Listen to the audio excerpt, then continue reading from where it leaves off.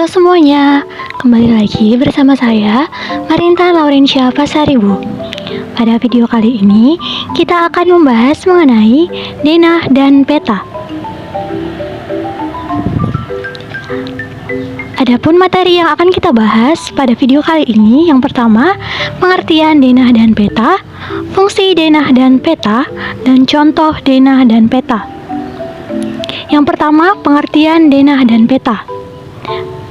Peta adalah gambaran permukaan bumi pada bidang datar dengan skala tertentu melalui sistem proyeksi.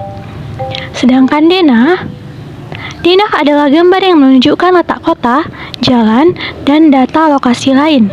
Denah merupakan gambaran suatu tempat dalam lingkup kecil. Yang berikutnya, fungsi denah dan peta. Fungsi denah yang pertama yaitu mudah dalam mencari lokasi. Yang kedua, untuk meminimalisir kebingungan. Fungsi yang ketiga, memudahkan dalam meletakkan barang atau perabotan di rumah.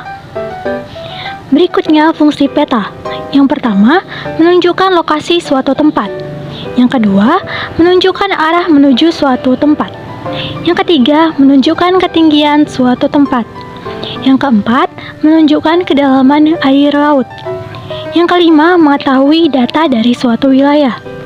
Yang keenam, mengetahui kondisi dari suatu wilayah. Yang ketujuh, mengetahui daerah yang berpotensi untuk didirikan usaha. Yang berikutnya, contoh denah dan peta. Yang pertama ada contoh denah. Yang pertama ada denah rumah. Yang kedua ada denah lokasi. Contoh peta.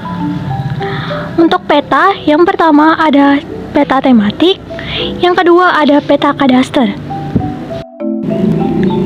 Peta tematik adalah peta yang berisikan informasi tentang suatu aspek atau gejala khusus di permukaan bumi.